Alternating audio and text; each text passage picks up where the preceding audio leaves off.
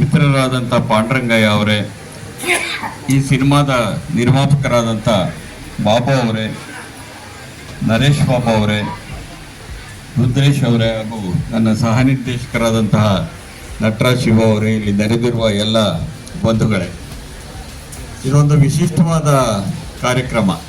ಈ ಕಾರ್ಯಕ್ರಮದ ಸ್ವರೂಪ ಏನು ಅಂತ ನಾನು ಭಾಳ ಸಂಕ್ಷಿಪ್ತವಾಗಿ ನಿಮಗೆ ವಿವರಿಸೋದಕ್ಕೆ ಇಷ್ಟಪಡ್ತೇನೆ. ಈ ಸಮಾರಂಭ ಭಾಳ ಬೇಗ ಮುಗಿದು ಈ ಥಿಯೇಟ್ರನ್ನು ನಾವು 1 ಗಂಟೆಗೆ ಬಿಟ್ಕೊಡ್ಬೇಕಾಗಿದೆ. ಅದನ್ನು ಗಮನದಲ್ಲಿಟ್ಕೊಂಡೇನೆ ಕೆಲವೇ ನಿಮಿಷಗಳಲ್ಲಿ ಈ ಸಾಂಕೇತಿಕವಾಗಿರುವಂಥ ಈ ಉದ್ಘಾಟನಾ ಸಮಾರಂಭವನ್ನು ನಾವು ಮುಗಿಸಲಿದ್ದೇವೆ ಅಂತ ಮೊದಲೇ ಹೇಳೋದಕ್ಕೆ ಇಷ್ಟಪಡ್ತೇನೆ. ಈ ಕಾರ್ಯಕ್ರಮವನ್ನು ಏರ್ಪಡಿಸೋದರಲ್ಲಿ ನಮ್ಮ ಶಿರಾದ ಸುಮಾರು ಜನ ಬಹಳ ಶ್ರಮ ವಹಿಸಿದ್ದಾರೆ. ನಾನು ಒಬ್ಬೊಬ್ಬರೇ ಹೆಸರು ಹೇಳೋಕೆ ಹೋಗೋದಿಲ್ಲ, ಯಾಕೆಂದರೆ ಒಬ್ಬರ ಹೆಸರು ಹೇಳಿದಾಗ ಇನ್ನೊಂದು ಹೆಸರು ಬಿಟ್ಟೋಗೋ ಸಂಭವನೂ ಇರುತ್ತೆ. ಹಾಗಾಗಿ ಶಿರಾ ಕನ್ನಡ ಸಾಹಿತ್ಯ ಪರಿಷತ್ತಿನ ಗೆಳೆಯರು, ಬರಗೂರು ಮೇಷ್ಟ್ರು ಬಳಗದ ಗೆಳೆಯರು, ಅವ್ರ ಜೊತೆಗೆ ಉಳಿದವರೆಲ್ಲರೂ ಸೇರಿ ಇಂಥದ್ದೊಂದು ಕಾರ್ಯಕ್ರಮವನ್ನು ಆಯೋಜನೆ ಮಾಡಿರೋದಕ್ಕಾಗಿ ಅವರಿಗೆ ಮೊದಲು ನನ್ನ ಕೃತಜ್ಞತೆಗಳನ್ನು ಇಡೀ ನಮ್ಮ ಚಿತ್ರತಂಡದ ಪರವಾಗಿ ಸಲ್ಲಿಸೋದಕ್ಕೆ ನಾನು ಇಷ್ಟಪಡ್ತೇನೆ. ಭಾಳ ಮುಖ್ಯವಾಗಿ ಇದು ಶಿರಾದಲ್ಲಿ ನಡೀಬೇಕೋ ತುಮಕೂರಲ್ಲಿ ನಡೀಬೇಕು ಅನ್ನುವಂಥ ಒಂದು ಜಿಜ್ಞಾಸೆ ಇತ್ತು ನಮ್ಮಲ್ಲಿ. ಆದರೆ ತುಮಕೂರು ಜಿಲ್ಲೆಯಲ್ಲೇ ನಡೀಬೇಕು ಅನ್ನೋದು ನನ್ನ ಅಪೇಕ್ಷೆ ಆಗಿತ್ತು. ನಮ್ಮ ಶಿರಾ ಗೆಳೆಯರು ನಾವು ಶಿರಾ ಬಿಟ್ಕೊಡಲ್ಲ ಅಂತ ಹೇಳಿದರು. ಅದು ಸರಿಯಾದದ್ದು ಹೌದು. ನನ್ನ ಹುಟ್ಟು ತಾಲೂಕಿನಲ್ಲಿ ಇದು ಆರಂಭ ಆಗ್ತಾ ಇರೋದು ಬಹಳ ಸಂತೋಷದ ಸಂಗತಿ. ನಾನು ಹಾಗೆ ನೋಡಿ, ನನಗೆ ಈ ನಮ್ಮ ತಾಲ್ಲೂಕು ಜಾತ್ಯತೀತವಾಗಿ ಮತ್ತು ಪಕ್ಷಾತೀತವಾಗಿ ನನ್ನ ಬಗ್ಗೆ ಪ್ರೀತಿ ವಿಶ್ವಾಸಗಳನ್ನು ತೋರಿಸಿಕೊಂಡು ಬಂದಿದೆ. ಅದು ಭಾಳ ವಿಶೇಷ ಅಂತಲೇ ನಾನು ಭಾವಿಸ್ಕೊಂಡಿದ್ದೇನೆ. ಹಾಗಾಗಿ ನಮ್ಮ ಈ ತಾಲೂಕು ಕೇಂದ್ರದಲ್ಲಿ ಏನೇನೆ ಸಮುದಾಯದತ್ತ ಸಿನಿಮಾ ಅನ್ನುವಂಥ ಪರಿಕಲ್ಪನೆಯ ಸ್ವಪ್ನಮಂಟಪ ಚಿತ್ರದ ಯಾತ್ರೆ ಆರಂಭ ಆಗ್ತಾ ಇರೋದು ನನಗೆ ವೈಯಕ್ತಿಕವಾಗಿ ಬಹಳ ಸಂತೋಷದ ಸಂಗತಿ. ಇದೇನು ಸಮುದಾಯದತ್ತ ಸಿನಿಮಾ, ಚಿತ್ರಯಾತ್ರೆ ಅಂದರೆ ಏನು, ಅದನ್ನು ನಾನು ಸ್ವಲ್ಪ ವಿವರಿಸಿದ್ರೆ ಗೊತ್ತಾಗುತ್ತೆ. ನಾನು 1978ರಲ್ಲಿ ನನ್ನ ಮೊದಲನೇ ಸಿನಿಮಾ ಬಂತು. 1978 ಆಗಸ್ಟ್ 18ನೇ ತಾರೀಕು ನನ್ನ ಮೊದಲ ಸಿನಿಮಾ ಒಂದು ಊರಿನ ಕತೆ ಅಂತ ಬಂತು. ಒಂದು ಊರಿನ ಕಥೆನ ನಾನು ಚಿತ್ರೀಕರಣ ಮಾಡಿದ್ದು ನಮ್ಮ ಊರಿನಲ್ಲೇನೆ, ಬರಗೂರಿನಲ್ಲೇನೆ. ಅದಕ್ಕೆ ಮೊದಲು ಒಬ್ಬರು ನಿರ್ಮಾಪಕರು ಒಪ್ಕೊಂಡ್ರು. ಇನ್ನೇನು ಚಿತ್ರೀಕರಣ ಶುರುವಾಗಬೇಕು ಅನ್ನೋ ಟೈಮಿಗೆ ಅವ್ರು ಹಿಂದಕ್ಕೆ ಸರಿದ್ರು ಅವರು.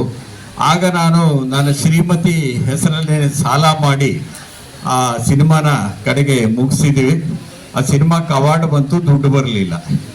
10-12 ವರ್ಷಗಳ ಕಾಲ ನನ್ನ ಸಂಬಳದಲ್ಲಿ ಅದರ ಸಾಲ ತೀರಿಸಬೇಕಾಗುವಂತು. ಆಗ ನನ್ನ ಜೊತೆ ಸೈರಿಸಿಕೊಂಡಂಥವರು ನನ್ನ ಪತ್ನಿ ಮತ್ತು ಮಕ್ಕಳು ಮತ್ತು ಗೆಳೆಯರು, ಅವರನ್ನು ಈ ಸಂದರ್ಭದಲ್ಲಿ ನೆನೆಯಬೇಕು. ಏಕೆಂದರೆ ಅಲ್ಲಿಂದ ಇಲ್ಲಿವರೆಗೆ ನನ್ನ ಸಿನಿಮಾ ಯಾತ್ರೆ ನಡೀತಾ ಬಂದಿದೆ. ಆದರೆ ಇವತ್ತು ಶುರುವಾಗ್ತಾ ಇರೋದು ಸ್ವಪ್ನಮಂಟಪ ಅನ್ನೋ ಸಿನಿಮಾದ ಚಿತ್ರಯಾತ್ರೆ ಇವತ್ತು ಆರಂಭ ಆಗ್ತಾ ಇರೋದು. ನಾನು ಯಾಕೆ ನನ್ನ ಒಂದು ಊರಿನ ಕತೆ ವಿಷಯ ಹೇಳಿದೆ ಅಂದರೆ, ಬಹಳಷ್ಟು ಜನ ಅಂದ್ಕೊಂಡಿರ್ತಾರೆ ಸಿನಿಮಾ ಅಂದ ಕೂಡಲೇ ಬಹಳ ಬೇಗ ಪ್ರಸಿದ್ಧಿಗೆ ಬರ್ಬೋದು. ಈಗ ನನಗೇನೆ ಎಷ್ಟು ಜನ ಕತೆಗಳು ಕಳಿಸ್ತಾರೆ, ಎಷ್ಟು ಜನ ಹಾಡುಗಳು ಕಳಿಸ್ತಾರೆ ಅಂತ ಅಂದರೆ, ಸಿನಿಮಾ ಹಾಡು ಬರೋದು ಕೂಡಲೇ ಜಗತ್ ಪ್ರಸಿದ್ಧವಾಗ್ತೀವಿ ಅನ್ನೋ ಭ್ರಮೆ ಅನೇಕರಿಗೆ ಇರೋದುಂಟು. ಸಿನಿಮಾ ಕ್ಷೇತ್ರ ಅಷ್ಟು ಸುಲಭವಾದ ಕ್ಷೇತ್ರ ಅಲ್ಲ.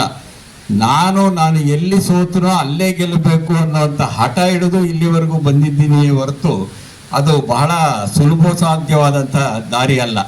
ನಾನು ಮೊದಲು ಬರೋದ ಪುಸ್ತಕ ಇದೆಯಲ್ಲ, ನಾಟಕ ಮುಳ್ಳುಹಾದಿ ಅಂತ. ನನ್ನ ಸಿನಿಮಾ ಹಾದಿನೂ ಹಾಗೇನೆ ಮುಳ್ಳು ಹಾದಿನೇನೆ.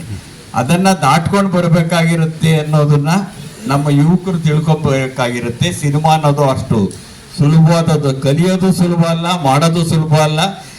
ಅದರಿಂದ ಸಂಕಲ್ಪ ಮಾಡಿ ಬದುಕೋದು ಸುಲಭ ಅಲ್ಲ. ಅದಕ್ಕಾಗಿ ನಾನು ಒಂದು ಊರಿನ ಕತೆ ಹೇಳಿದೆ. ಒಂದು ಊರಿನ ಕತೆ ಇದೆಯಲ್ಲ, ಅದರ ಪಾಠಗಳನ್ನು ಹೇಳ್ತಾ ಹೋದರೆ ಬಹಳ ದೊಡ್ಡದು ಅದು. ಒಬ್ಬ ನನ್ನ ಸಂಬಳದಲ್ಲಿ 10-12 ವರ್ಷ ನಾನು ಸಾಲ ತೀರಿಸ್ಬೇಕಾಗಿ ಬಂತು ಅಂದರೆ ನೀವು ಯೋಚನೆ ಮಾಡಿ ಏನಾಗಿರ್ಬೋದು ನಾವು ಅಂತ. ಆದರೆ ಅಲ್ಲಿಂದ ಇಲ್ಲಿಯವರೆಗೆ 24 ಸಿನಿಮಾಗಳನ್ನು ಮಾಡಿ ನಾನು 25ನೇ ಸಿನಿಮಾಕ್ಕೆ ಕಾಲಿಡ್ತಾ ಇದ್ದೇನೆ.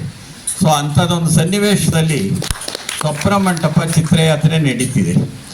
ನಾನು ಈ ಪರಿಕಲ್ಪನೆ ನಂದೆ, ಸಮುದಾಯದತ್ತ ಸಿನಿಮಾ ಅನ್ನುವಂಥ ಪರಿಕಲ್ಪನೆ ನಂದೆ. ಒಂದು ಸಿನಿಮಾ ಮಾಡಿದೆ ಶಾಂತಿ ಅಂತ ಹೇಳಿ. ಅದು ಇಡೀ ಸಿನಿಮಾದಲ್ಲಿ ಒಂದೇ ಪಾತ್ರ ಇರೋದು. ಆ ಒಂದೇ ಪಾತ್ರ 2 ಗಂಟೆಯವರೆಗೆ ಒಂದೇ ಒಂದು ಪಾತ್ರವನ್ನು ಇಟ್ಕೊಂಡು ಸಿನಿಮಾ ಮಾಡಿದ ಜಗತ್ತಿನ 3ನೇ ನಿರ್ದೇಶಕ ನಾನು. ಅದು ಗಿನ್ನಿಸ್ ದಾಖಲೆಯಲ್ಲಿ ಸೇರಿದೆ. ಅದು 3ನೇ ನಿರ್ದೇಶಕ ಅಂತೇಳಿ ಗಿನ್ನಿಸ್ ದಾಖಲೆ ಸೇರಿದೆ. ಅಷ್ಟು ಸುಲಭ ಅಲ್ಲ. ಅದು ಉಗ್ರಗಾಮಿತನದ ಬಗೆಗೆ, ಭಯೋತ್ಪಾದನೆಯ ವಿರುದ್ಧವಾಗಿ, ಟೆರರಿಸಂನ ವಿರುದ್ಧವಾಗಿ ಮಾಡಿದಂಥ ಶಾಂತಿ ಅನ್ನುವಂಥ ಸಿನಿಮಾ. ಅದನ್ನು ಚಿತ್ರಮಂದಿರದಲ್ಲಿ ಬಿಡುಗಡೆ ಮಾಡಿದರೆ ನಡೆಯುತ್ತೆ ಅನ್ನೋ ಗ್ಯಾರಂಟಿ ಖಂಡಿತ ಇಲ್ಲ. ಯಾಕೆಂದರೆ ಒಂದೇ ಪಾತ್ರ ಇಡೀ ಸಿನಿಮಾದಲ್ಲಿ.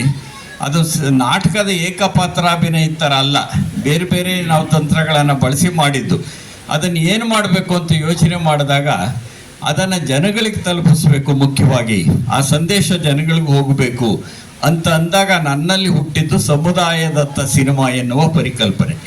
ಥಿಯೇಟ್ರಿಗೆ ಬಂದು ಜನ ನೋಡೋದಿಲ್ವ ನಮ್ಮ ಥರ ಸಿನಿಮಾಗಳನ್ನ? ಹಾಗಾದರೆ ಜನಗಳ ಹತ್ರನೇ ನಾವು ಹೋಗೋಣ ಅಂತ. ಇದು ಒಂದು ರೀತಿ ಸಿನಿಮಾದ ಪರ್ಯಾಯ ಬಿಡುಗಡೆ.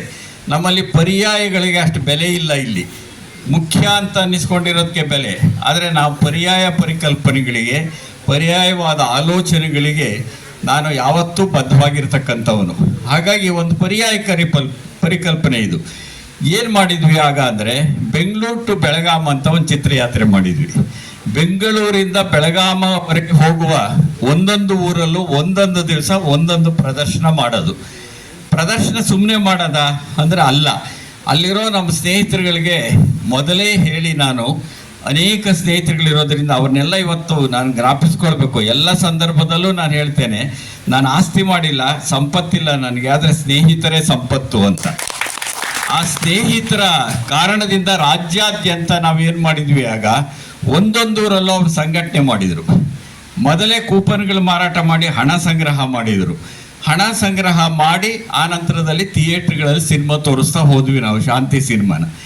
ಇದೇ ರೀತಿಯಾಗಿ ನನ್ನ ನಿರ್ದೇಶನದ ಅನೇಕ ಸಿನಿಮಾಗಳನ್ನು ಯಾವ ನಿರ್ಮಾಪಕರಿಗೆ ಬಿಡುಗಡೆ ಕಷ್ಟ ಸಾಧ್ಯ ಆಗಿರುತ್ತೋ ಅಂಥದನ್ನು ಮಾಡ್ತಾ ಬಂದಿದ್ದೇವೆ. ಅಂದರೆ ಇದರ ಅರ್ಥ ಇಷ್ಟೇನೆ, ಸಿನಿಮಾನ ಜನಗಳ ಹತ್ರ ತೊಗೊಂಡು ಹೋಗ್ತೀವಿ. ಅದಕ್ಕಿಂತ ಮುಂಚೆನೇ ನಮ್ಮ ಸ್ನೇಹಿತರುಗಳು ಟಿಕೆಟ್ ಮಾರಾಟ ಮಾಡಿರ್ತಾರೆ ಅಥವಾ ಕೂಪನ್ ಮಾರಾಟ ಮಾಡಿರ್ತಾರೆ, ಜನ ಬರೋ ಹಾಗೆ ಮಾಡಿರ್ತಾರೆ. ಅದರ ಅರ್ಥ ನಿರ್ಮಾಪಕರಿಗೆ ಒಂದಷ್ಟು ಹಣ ಜನ ಬರುತ್ತೆ, ಜನ ಅದನ್ನು ನೋಡ್ತಾರೆ. ಬಹಳ ಮುಖ್ಯವಾಗಿ ಜನನೇ ನೋಡದೇ ಇದ್ರೆ ಸಿನಿಮಾ ಸಾರ್ಥಕ ಅಲ್ಲ, ಓದದೆ ಹೋದರೆ ಪುಸ್ತಕ ಸಾರ್ಥಕ ಅಲ್ಲ. ಹಾಗಾಗಿ ಈ ಥರದ ಸಿನಿಮಾ ಇದೆಯಲ್ಲ, ನಮ್ಮ ರೀತಿಯ ಸಿನಿಮಾಗಳು ಕಲಾತ್ಮಕ ಪ್ರಧಾನ ಚಿತ್ರ. ನಾನು ಮಾಡೋವಂಥ ಚಿತ್ರಗಳು ಕಲಾತ್ಮಕ ಚಿತ್ರ ಅಂತ ಅಷ್ಟೇ ಅಲ್ಲ, ಕಲಾತ್ಮಕ ಪ್ರಧಾನ ಚಿತ್ರ ಒಂದು ಕಡೆ ಇರುತ್ತೆ, ವ್ಯಾಪಾರಿ ಪ್ರಧಾನ ಚಿತ್ರ ಇನ್ನೊಂದು ಕಡೆ ಇರುತ್ತೆ. ವ್ಯಾಪಾರಿ ಪ್ರಧಾನ ಚಿತ್ರದಲ್ಲಿಯೂ ಕಲಾತ್ಮಕತೆ ಇರುತ್ತೆ, ಆದರೆ 2ನೇ ಸಾಲಿನಲ್ಲಿರುತ್ತೆ. ಕಲಾತ್ಮಕ ಪ್ರಧಾನ ಚಿತ್ರಗಳಲ್ಲಿ ವ್ಯಾಪಾರ 2ನೇ ಸಾಲಿನಲ್ಲಿರುತ್ತೆ, ಕಲಾತ್ಮಕತೆ 1ನೇ ಸಾಲಿನಲ್ಲಿರುತ್ತೆ. ಇಂಥ ಚಿತ್ರಗಳಿಗೆ ಚಿತ್ರಮಂದಿರಗಳು ಸಿಕ್ಕಿದ್ರೂ ಜನ ಬರೋದಿಲ್ಲ. 70-80ರ ದಶಕದಲ್ಲಿ ನಮ್ಮ ಥರದ ಸಿನಿಮಾಗಳನ್ನು ನೋಡೋದಕ್ಕೆ ಜನ ಕಾಯ್ತಾ ಇದ್ರು. ನನ್ನ ಸಿನಿಮಾನೇ ಭಾಗೀರಥಿ ಅನ್ನೋದು 100 ದಿವಸ ಓಡಿದೆ, ಸೂರ್ಯ ಅನ್ನೋದು 8 ವಾರ ಓಡಿದೆ. ಆ ಥರದ ಒಂದು ಸ್ಥಿತಿ ಇತ್ತು. ಇವತ್ತು ಹಾಗಿಲ್ಲ ಸ್ಥಿತಿ. ಹಾಗಾದರೆ ನಾವು ಸಿನಿಮಾ ಮಾಡಿ ಏನು ಮಾಡಬೇಕು? ನಿರ್ಮಾಪಕರಾದವ್ರಿಗೂ ಒಂದಷ್ಟು ಹಣ ಬರಬೇಕಲ್ಲ. ಅದು ಇದನ್ನು ಸ್ವಪ್ರಮಂಟಪನ ಥಿಯೇಟ್ರಲ್ಲೂ ರಿಲೀಸ್ ಮಾಡಿದ್ದೇವೆ, ಈ ಮುಖಾಂತರ ತಲುಪಿಸಿದ್ದೇವೆ. ಅಂದರೆ ಸಮುದಾಯದತ್ತ ಸಿನಿಮಾವನ್ನು ತಗೊಂಡು ಹೋಗೋದು, ನಿರ್ಮಾಪಕರಿಗೆ ಒಂದಷ್ಟು ಹಣ ಬರಾಗ ಮಾಡೋದು, ಅದಕ್ಕಿಂತ ಮುಖ್ಯವಾಗಿ ಜನ ಇದನ್ನು ನೋಡಬೇಕು. ಸಾಮಾನ್ಯವಾಗಿ ಕಲಾತ್ಮಕ ಪ್ರಧಾನ ಚಿತ್ರಗಳು ಅಂದರೆ ನಗರದಲ್ಲಿ ಮಾತ್ರ ನೋಡ್ತಕ್ಕಂಥವು ಅಂತಾಗಿವೆ. ಇನ್ನೊಂದು ಬಹಳ ನಿಧಾನಗತಿಯಲ್ಲಿರುತ್ತವೆ ಅನ್ನೋದು ಒಂದಿದೆ. ನಿಜ, ನಿಧಾನಗತಿಯಲ್ಲಿರುತ್ತವೆ, ಆದರೆ ನನ್ನ ಯಾವ ಸಿನಿಮಾನೂ ನಿಧಾನಗತಿಯಲ್ಲಿಲ್ಲ. ಅದೇ ರೀತಿಯಲ್ಲಿ ಅಪ್ಪಟ ವ್ಯಾಪಾರಿ ಚಿತ್ರದಂತೆಯೂ ಇಲ್ಲ. ನೋಡಿಸ್ಕೊಳ್ಳುವಂಥ ಸಿನಿಮಾ, ಜನ ನೋಡಬೇಕು, ಅಲ್ಲಿರೋ ಸಂದೇಶವನ್ನು ಅರ್ಥ ಮಾಡ್ಕೊಳ್ಬೇಕು. ಹಾಗಾಗಿ ಸಮುದಾಯದತ್ತ ಸಿನಿಮಾ ಅನ್ನೋದು ಜನರು ಸಿನಿಮಾ ನೋಡೋವಂತೆ ಮಾಡತಕ್ಕಂಥದ್ದು, ಒಂದು ಅಭಿರುಚಿಯನ್ನು ಬೆಳೆಸ್ತಕ್ಕಂಥದ್ದು, ಜನಗಳಿಗೆ ತಲುಪಿಸೋದು, ಒಂದಷ್ಟು ಹಣ ನಿರ್ಮಾಪಕರಿಗೆ ಬರೋ ಹಾಗೆ ಮಾಡೋದು. ಇದು ಸಮುದಾಯದತ್ತ ಸಿನಿಮಾ ಅನ್ನುವಂಥ ಪರಿಕಲ್ಪನೆ ಕರ್ನಾಟಕದ. ಇದಕ್ಕಿಂತ ಮುಂಚೆ ಕೆಲವು ಸಾಕ್ಷ್ಯ ಚಿತ್ರಗಳನ್ನು ಹೀಗೆ ನಮ್ಮ ದೇಶದಲ್ಲಿ ತಲುಪಿಸಿದ್ದಾರೆ. ಅದರಲ್ಲಿ ಪಟವರ್ಧನ್ ಅನ್ನುವಂಥ ಒಬ್ಬ ಭಾಳ ಒಳ್ಳೆ ಸಾಕ್ಷ್ಯ ಚಿತ್ರವನ್ನು ಮಾಡಿ ಈ ದೇಶದ ಸಮಸ್ಯೆಗಳ ಬಗ್ಗೆ ಅಲ್ಲಲ್ಲಿ ಹಾಲ್ಗಳಲ್ಲಿ ತೋರಿಸ್ತಾ ಇದ್ರು. ನಮ್ಮ ಚಿತ್ರಗಳನ್ನು ಹಾಗೆ ಮಾಡಿದ್ದೀವಿ. ಕೆಲವನ್ನ ಥಿಯೇಟ್ರಲ್ಲಿ ತೋರಿಸ್ತೀವಿ, ಕೆಲವನ್ನ ಬೇರೆ ಬೇರೆ ಹಾಲ್ಗಳಲ್ಲೂ ತೋರಿಸ್ತೇವೆ, ಹೀಗೆ ಜನ ತಲುಪಿಸ್ತಾ ಇದ್ದೇವೆ. ಆದರೆ ಕರ್ನಾಟಕದ ಒಳಗಡೆ ಒಂದು ಪೂರ್ಣ ಪ್ರಮಾಣದ ಸಿನಿಮಾನ ಸಮುದಾಯದತ್ತ ತೆಗೆದುಕೊಂಡು ಹೋಗ್ತಾ ಇರುವಂಥ ಪ್ರಯೋಗವನ್ನು ಮಾಡಿದ್ದು ನಮ್ಮ ಚಿತ್ರತಂಡ ಮಾತ್ರವೇ ಅನ್ನೋದನ್ನು ಹೇಳೋಕ್ಕೆ ಇಷ್ಟಪಡ್ತೇನೆ ಈ ಸಂದರ್ಭದಲ್ಲಿ. ಹಾಗಾಗಿ ಇವತ್ತು ಈ ಚಿತ್ರಯಾತ್ರೆ ಏನು ಸ್ವಪ್ರಮಂಟಪದಿದೆ, ಇದು ನಮ್ಮ ತಾಲೂಕು ಕೇಂದ್ರದಲ್ಲಿ ಶುರುವಾಗ್ತಾ ಇದೆ. ಇದರ ನಂತರದಲ್ಲಿ ತುಮಕೂರಲ್ಲಿ ನಡೆಯುತ್ತೆ, ತಿಪಟೂರಲ್ಲಿ ನಡೆಯುತ್ತೆ, ತುರುವೇಕೆರೆಯಲ್ಲಿ ನಡೆಯುತ್ತೆ, ಚಿಕ್ಕನಾಕ್ನಲ್ಲಿ ನಡೆಯುತ್ತೆ. ಮೊದಲು ತುಮಕೂರು ಜಿಲ್ಲೆಯನ್ನು ನಾವು ಮುಗಿಸ್ಕೊಂಡು ಆನಂತರದಲ್ಲಿ ಈಗಾಗಲೇ ಯಾದಗಿರಿಯಲ್ಲಿ 8 ಕಡೆ ತೋರಿಸ್ತೀವಿ ಎಂದಿದ್ದಾರೆ, ಗುಲ್ಬರ್ಗಾದಲ್ಲಿ ತೋರಿಸ್ತೀವಿ ಎಂದಿದ್ದಾರೆ, ಬೆಳಗಾವಿಯಲ್ಲಿ ತೋರಿಸ್ತಿದ್ದಾರೆ, ಧಾರವಾಡ ತೋರಿಸ್ತಿದ್ದಾರೆ, ಮೈಸೂರಲ್ಲಿ, ಮಂಡ್ಯದಲ್ಲಿ, ಹೀಗೆ ಕರ್ನಾಟಕದ ಬೇರೆ ಬೇರೆ ಭಾಗಗಳಿಗೆ ಕಲಾತ್ಮಕ ಪ್ರಧಾನ ಚಿತ್ರಗಳು. ನಾನು ಆಗಲೇ ಹೇಳಿದಾಗೆ ಹೆಚ್ಚು ಅಂದರೆ ಬೆಂಗಳೂರು ಬಿಟ್ಟು ಆ ಕಡೆ ಹೋಗೋದಿಲ್ಲ. ಆದರೆ ನಾವು ಅದನ್ನು ಬೆಂಗಳೂರು ಬಿಡಿಸಿ ಜನಸಾಮಾನ್ಯರ ಹತ್ರ ತಗೊಂಡು ಹೋಗ್ತಾ ಇದ್ದೇವೆ. ಅದಕ್ಕೆ ಮೊದಲ ಪ್ರದರ್ಶನ ಇಲ್ಲಿ ನಡೀತಾ ಇದೆ ಮತ್ತು ಮೊದಲ ಪ್ರದರ್ಶನ ನನ್ನ ತಾಲೂಕಿನಲ್ಲೇ ನಡೀತಾ ಇದೆ. ಇದು ಉದ್ಘಾಟನೆ. ಇದು ಬೇರೆ ಬೇರೆ ಊರುಗಳಿಗೆ ಹೀಗೇನೇ ಥಿಯೇಟ್ರ್ಗಳು ಲಭ್ಯ ಇಲ್ಲದೆ ಇದ್ದಾಗ ಹಾಲ್ಗಳಲ್ಲಿ ಜನಗಳಿಗೆ ತಲುಪಿಸೋ ಕೆಲಸ ನಡೆಯುತ್ತೆ. ಈ ಮುಖಾಂತರವಾಗಿ ಸ್ವಪ್ನ ಮಂಟಪ ಇದೆಯಲ್ಲ, ಅದು ಕೇವಲ ಸ್ವಪ್ನ ಆಗದೇನೆ ಹಳ್ಳಿ ಮಂಟಪಗಳಿದ್ದಾಗೇನೆ ಎಲ್ರಿಗೂ ತಲುಪ್ತಕ್ಕಂಥ ಒಂದು ಸಿನಿಮಾ ಆಗುತ್ತೆ. ಅಂಥದ್ದೊಂದು ಆಶಯಕ್ಕೆ ಪೂರಕವಾಗಿ ನಮ್ಮ ಈ ತಾಲೂಕಿನ ಗೆಳೆಯರು ಭಾಳ ಸುವ್ಯವಸ್ಥಿತವಾಗಿ ಸಾಕಷ್ಟು ಶ್ರಮಪಟ್ಟು ಇಂಥದ್ದೊಂದು ಕಾರ್ಯಕ್ರಮವನ್ನು ಏರ್ಪಡಿಸಿದ್ದಾರೆ. ಅವರಿಗೆ ನನ್ನ ಕೃತಜ್ಞತೆಗಳನ್ನು ಮತ್ತೊಮ್ಮೆ ಸಲ್ಲಿಸಿ ನಿಮ್ಮೆಲ್ಲರ ಹಾರೈಕೆಗಳು ನಮಗಿರಲಿ ಅಂತ ಆಶಿಸ್ತೇನೆ. ನಮಸ್ಕಾರ.